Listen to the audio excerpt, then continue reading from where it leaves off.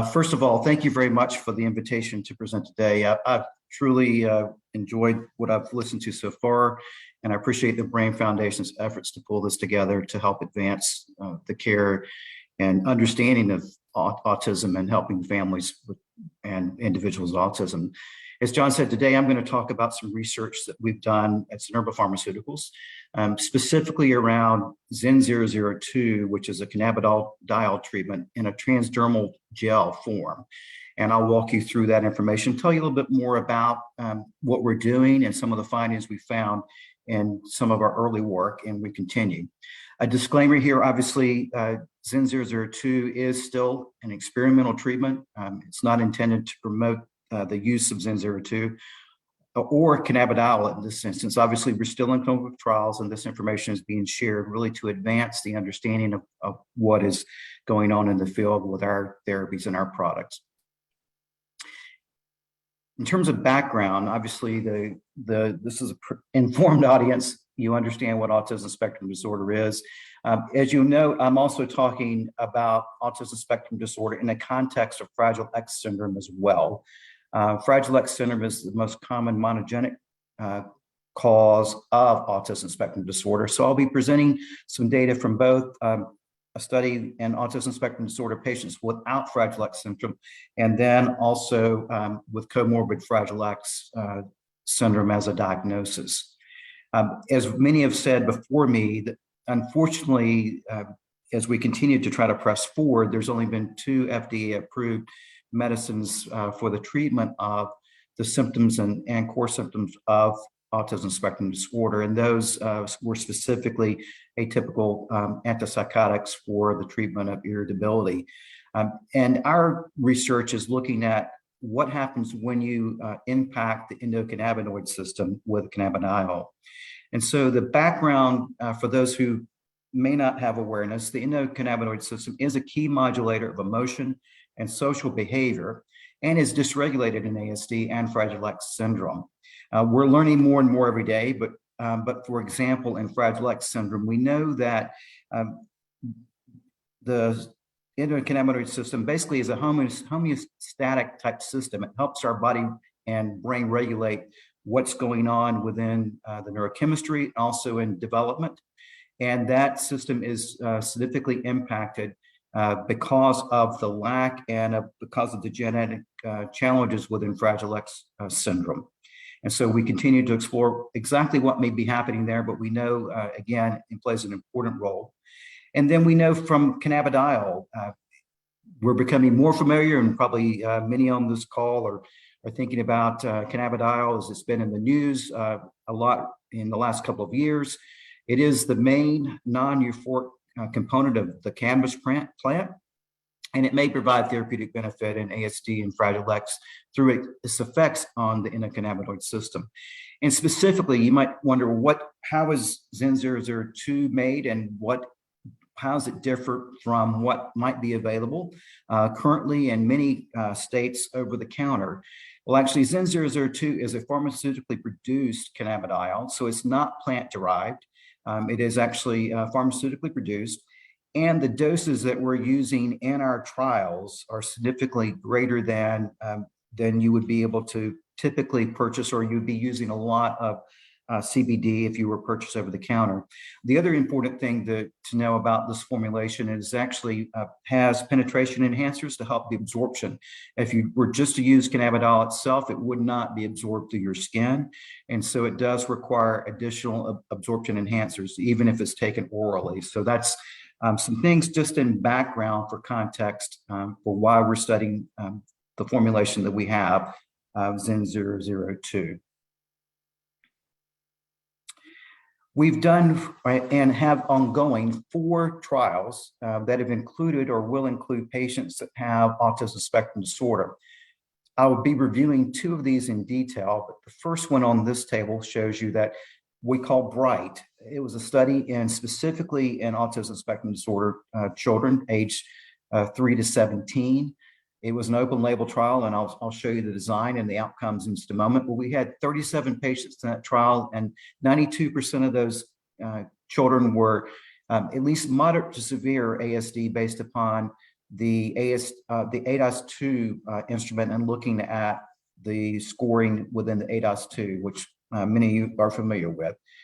PHARMD was our first open label trial investigation in Fragile X. It was a small trial of 20 patients.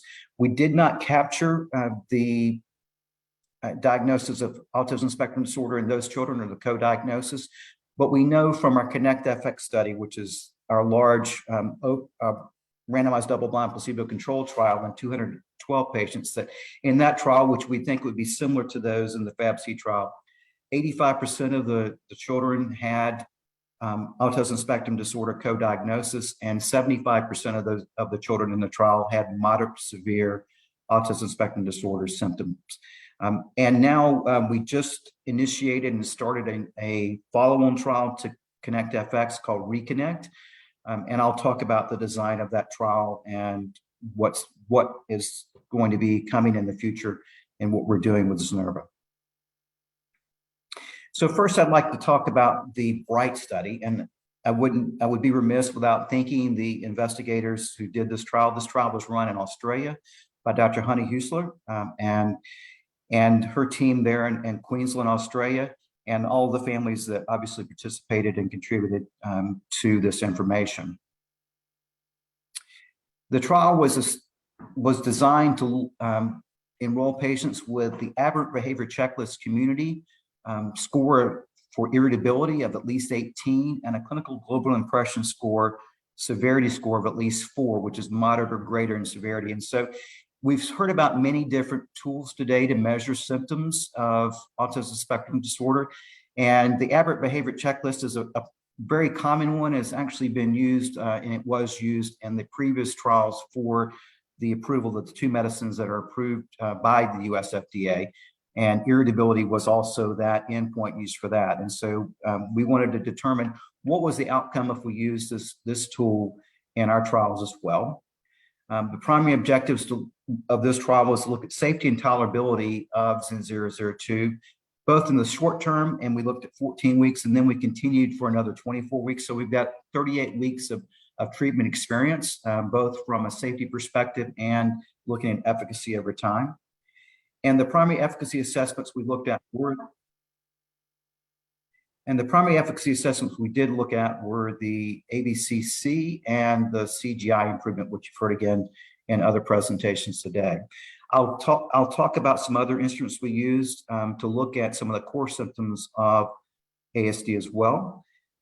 We used a weight-based dose. So this is a transdermal gel. So if you imagine what that might look like, it literally looks like a ketchup, little ketchup plastic. You know, if you've gotten a takeout box with ketchup in it before, it's that you tear it off and you squeeze it out. That's basically how this is packaged, and it is weight-based dosed. And so children on the lower end of the weight would get 250 milligrams a day, and higher weights would get 500 milligrams per day.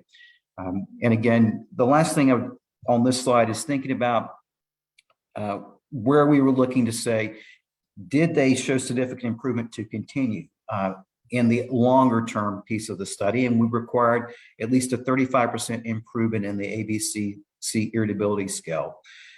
This is similar to some of the information you heard earlier, where you saw a 25% improvement plus a CGI score improvement. In this trial, because being open label, we wanted to raise the hurdle a little bit, and we went to a 35% improvement in irritability to make sure that we were carrying forward individuals who demonstrated benefit and could look at the long-term benefit of using ZYN002 in these patients. A little bit more about the population. As you can see, the mean age, both in those who began the trial and who continued in the second part of the study, was a little over 9 years. Similar to all the other work, majority were boys. And then in terms of race demographics, similar to what we see in standard trials. On the right-hand side, you can see just the flow of patients in terms of the first patients. We did have a couple of patients who did withdraw. Some of those were due to just the working within a clinical trial setting and some of the challenges of doing trials in children with autism. And then we looked at 28 children who completed that first 14 weeks, and 18 of those continued and met that criteria to continue on in the study for long term. This is a busy slide, but I'll set it up for you, and you'll see a second slide that's similar with a different instrument. This is the Aberrant Behavior Community Checklist. And what you see the different assessments that are made based upon the types of symptoms that are measured, with irritability, inappropriate speech, stereotypy, social withdrawal, and hyperactivity.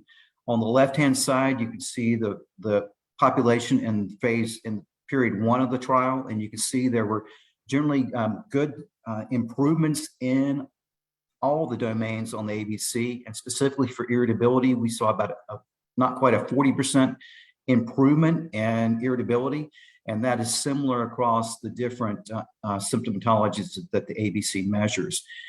On the right-hand side, we said, what happens in those 18 kids who continued? Did they continue to improve? Did they sustain their improvement? And what you can see here, generally, there was a little bit more improvement over time in the ABC, and that was sustained over time. So what was seen at the 14-week mark was pretty much carried forward over time through 38 weeks in those different assessments of symptoms. When we looked at some of the core symptoms using the autism impact measure, again, slightly different instrument, but looking more at core symptoms. Again, a similar picture, looking at the different things that are measured: atypical behavior, communication, peer interaction, receptive behavior, and social reciprocity. Again, you can see in general, we saw improvements on some of the core symptoms of ASD, with the largest improvement seen in atypical behavior and receptive behavior, both in the short-term 14-week period and on the right-hand side in those who did continue on. Again, a similar profile, atypical behavior and receptive behavior having the greatest change, but again, you can see in general improvements in some of the core symptoms with the open label study with ZYN002. And again, this is because of the nature of trying to understand what might ZYN002 do and how do children respond. We also included other things to look at. And on the left-hand side, we have the parent-rated anxiety scale for autism. And we know that through our research that part of the challenge is actually looking at anxiousness and how that actually drives other behaviors such as irritability and different findings in kids with autism. And so we wanted to look at these. Unfortunately, there's not great instruments that actually that can be filled out by the child themselves. So these do rely upon caregiver or parent rated scales. And so this is one. Actually, both of these are parents as well, as was the ABC and the AIM. But this is an anxiety rated scale, and you can see on the left-hand side, good reduction and maintained reduction in those children. And this is just in the long-term portion to make it easier versus showing more graphs. And then for the second one is actually a parent stress index, again, reducing the overall stress of the family as well. And looking at CGI, this is actually any improvement. And you see that 90% of the children are rated as having, from the clinician perspective, having some improvement.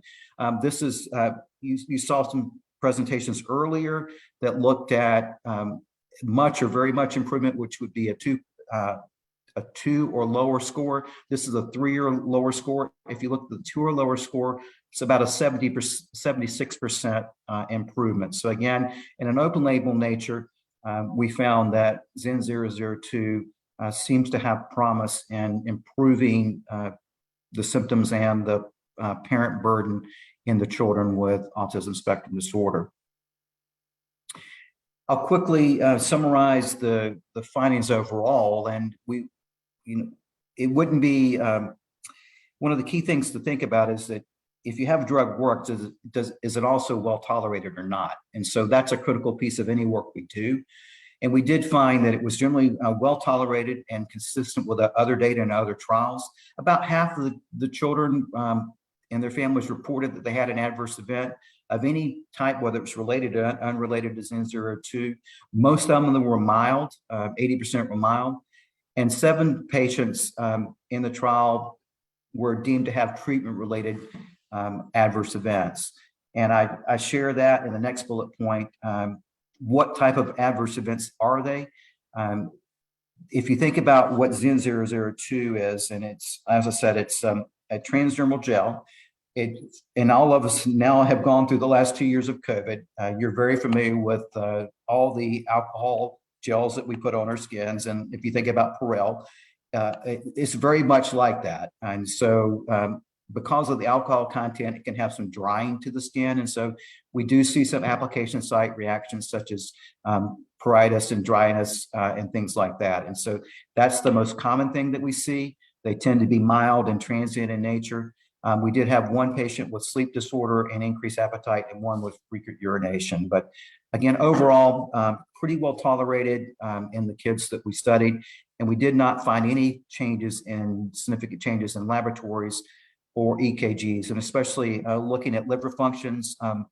That's one thing we have seen in non-transdermal forms of CBD, so it's important that we look at that. We did not see any changes in liver function laboratories and have not seen that with ZYN002. So takeaways, at least from this study with all children with ASD, not with Fragile X. Again, it does provide initial evidence suggesting that when administered on top of standard of care, it seems to be a benefit in moderate severe ASD. And we did look at all the measures, and again, in the open label nature, it appears to have an impact. But because of that, obviously further trials are needed in a randomized double-blind placebo-controlled manner to confirm this data. But again, hopefully it sets the groundwork for understanding how best to use and how to study ZYN002 and ASD. I want to transition now to looking at some work in Fragile X. As many of you know, again, Fragile X is the most common monogenic cause of ASD, and it's being used and has been used as a model to understand things over time with ASD. Obviously, these children tend to have more intellectual disability and may have other comorbidities, but it's a helpful way to understand what might also be happening in ASD. So I want to present some data from that and talk about some of our other work. The ConnectFX study, which was a double-blind study in Fragile X patients. Here you see the trial design. It was a 14-week trial to evaluate the efficacy and safety of ZYN002, again in children, same age group, 3 to 17 years of age. And you can see using doses of 250 milligrams or 500 milligrams a day versus placebo. And again, in this trial, this was a double-blind placebo-controlled trial. And so the children who received placebo got identically matched treatment in terms of look, feel, smell, everything like that. And so it was a fully blinded trial to both the caregivers, investigators, and the children. And then they had the opportunity to go on into an open label trial that's still ongoing, and I'll share some early data from that trial as well. What we did learn is that in our primary population up front, ZYN002 did not statistically separate in terms of our primary and key secondary endpoints. But one thing we did do, we had scientific evidence that said, we know that in a trial that was done by Novartis and Fragile X several years ago, there was work looking at what happens if the children have significant methylation of their FMR1 gene. And so we did a pre-planned, before we broke the blind, analysis of patients that had at least 90% methylation of their FMR1 gene. And these results suggest that ZYN002 may be beneficial in that group, and I'll walk you through some of that data. We also found a very similar tolerability profile as we did in the general ASD population study I talked about in the BRIGHT study. And again, application site pain was the common adverse event when 6.4% of patients and 1% of placebo. So again, pretty well tolerated and mild and transient application site pain reaction. So let's talk about the data, because I think, we're trying to understand, again, what's going on scientifically within the responsive profile where ZYN002 may be beneficial and should be studied. This slide actually looks at, in this point, the primary endpoint being the ABCC, actually a Fragile X scoring of that instrument, looking at social avoidance, which was the primary endpoint in the trial. And so, as I said, the left-hand group of bars, where it says full analysis set on the left, are all patients. And so you can see while we saw an improvement, it did not reach significant difference from baseline in terms of the reduction or improvement in symptoms of social avoidance. When we did the pre-specified ad hoc analysis, looking at greater than 90%, we actually did find a difference here. And you can see greater separation and a greater reduction in social avoidance scores. And we also did a post hoc looking at 100% methylation. What we think may be going on here is that, specifically in Fragile X children, you have silencing of that FMR1 gene, and they are children that are likely most impacted in the function of the endocannabinoid system. So they may be the population that would be more likely to respond to ZYN002 or cannabidiol treatment. We will continue to explore this, but again, from a scientific standpoint and looking at what may be happening there, there's plausible explanations, but we will be repeating this work to confirm it. Another important thing that we found is not only did we see improvements in social avoidance in those groups that are highly methylated, we also looked and said, is this data meaningful?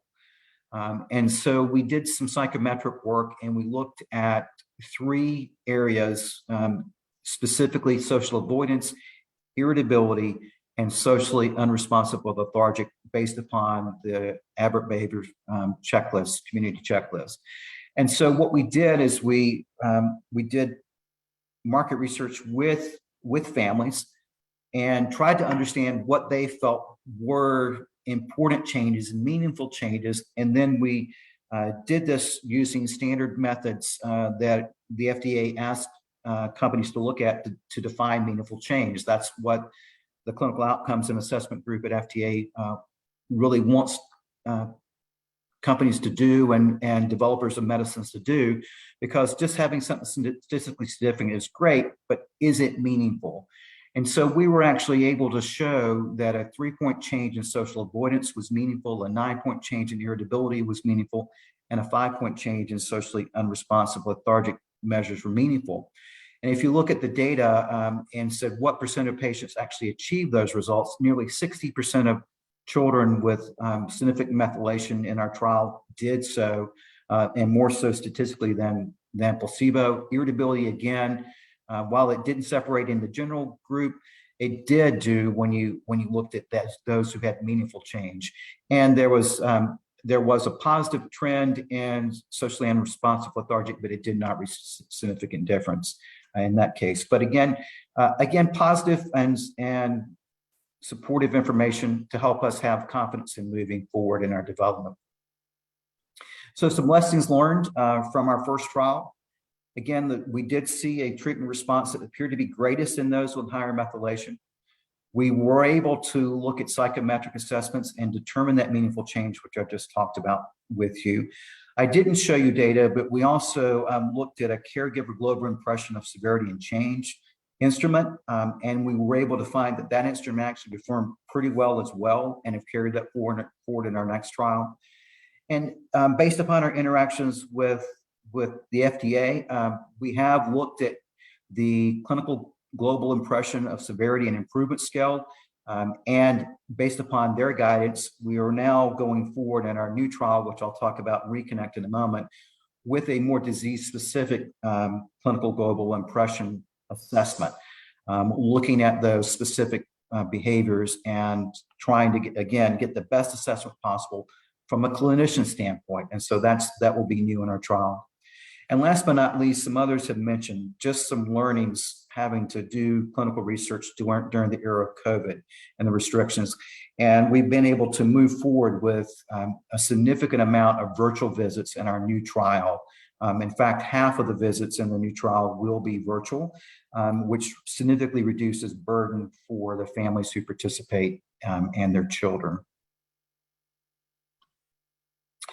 Before I move forward to introduce our new trial, I did want to pause and just share some new data with you as well. And as we develop our medicines, obviously understanding the safety both in the short term and the long term is critical. Here is some data we've just found in our long-term open label trial. It's brand new data. And I probably didn't do a great job setting this up earlier, but as I said, those who participated in our blinded trial can actually come into this trial and continue therapy. The patients who were in our FAB-C original trial, you'll see 10 of those patients rolled in, and also the patients in our future trial, our new trial will be able to roll in. But as of May 21st, we had 240 children in this database, and the median length of treatment was 21 months. And so through that period of time, again, we've continued to see a good tolerability profile with no changes in vital signs, ECGs, or laboratories. And on the right-hand side, you can see, again, with long-term therapy, generally mild to moderate adverse events when they did occur, but you can see here that most of them are pretty well tolerated with things that you might expect to see in a population of children over time. And then in terms of treatment-related adverse events, again, the same thing that we saw in our blinded trial, the most common being application site pain at 6.6% of the children. So again, encouraging information to help us think about and carry forward in our development program in the long term. We also looked at what happened over time. And so the patients that were in our double-blind ConnectFX trial could also, again, roll over and continue. And half of those patients, remember, were actually on placebo, and half of them were on ZYN002. So on the left-hand side of this graph, you see the line with the squares and the line with the circle. The line with the square is ZYN002 treated patients that were blinded, but they were being treated with ZYN002, and they obviously continued on ZYN002 in an open label fashion. The bottom line with circles actually are the placebo treated patients. And then when they went into the open label trial, what happened? Here, because again, trying to understand what benefit might we be seeing with these children, we put a pretty significant hurdle in place to say, how many of those children actually had, again, the definition of meaningful change in social avoidance. And so all these children had to have at least a change of 3 points on their score for social avoidance. And we added additional criteria that they had to hold that for at least 2 consecutive visits. And so you can see that within the double-blind trial, separation from placebo. And then again, hopefully you would expect to see that once patients received, who were on placebo and then received ZYN002, would they improve, and would they improve similar to those children already on ZYN002? And you can see that they did. So again, additional information that encourages us to continue forward and advancement of our programs with ZYN002. I'll close with this slide and one final summary slide, but this is our RECONNECT trial. We've just implemented this trial. Again, this is in a Fragile X population, which we'd expect, again, about 75% or more of the kids will likely have a comorbid diagnosis of ASD. We're looking to enroll about 200 patients, and we will be testing that hypothesis around the impact of methylation. It'll be important to understand, is that replicable? And the FDA has asked us to confirm that in this trial. So we definitely will be doing that. We've also introduced another dose level to make sure there's consistency in a milligram per kilogram basis for the larger kids that will enroll, or more heavier weighted children and older children. So we've introduced a 750 milligram dose. And again, this will be an 18-week treatment trial. We've extended the duration as we believe we'll be able to, again, show continued benefit of ZYN002 with longer therapy. The endpoint, again, is social avoidance over time, and we'll look at irritability, we'll look at social interactions, and we'll look at the clinical global impression as well for improvement to have that clinician rated score.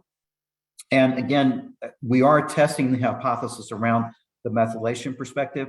Again, our prior data shows a pretty strong signal that methylation is important, but frankly, we don't want to not treat anybody else, not leave children out who could benefit as well. So again, we are going to retest that hypothesis to determine if children with partial methylation may also continue to benefit or not. And so we'll answer that question in our trial. And in conclusions for our time today, again, hypothesis generating on the impact of methylation. It does appear that these children are the ones who actually have silencing of the gene, and that may be important, at least for Fragile X. We'll continue to think about mechanistic issues for autism in general. We talked about the outcomes in terms of efficacy and safety. And again, we are actively enrolling the RECONNECT trial. And so if you have families or others who have children who also have Fragile X as a diagnosis, there is information available. The trial is enrolling now if those children may benefit or would like to participate as families within this trial. So John, I'll stop there and would be happy to answer any questions depending upon our time in the chat here. Great. Yeah, so I'll just read off a couple questions that have come through. One, was the baseline severity of children that were 90% methylated, was their baseline severity profile worse? Was that investigated at all? So in the data we have, obviously we didn't do it prospectively, but just looking at the demographics, there were some signals of potentially more severe Fragile X syndrome. And we looked at both IQ, which was a little bit worse in that group. We looked at autism spectrum disorder symptoms. They were more similar, slightly worse. And so we'll continue to look at that in our ongoing study as well. Great question. Okay. A couple more for ZYN002.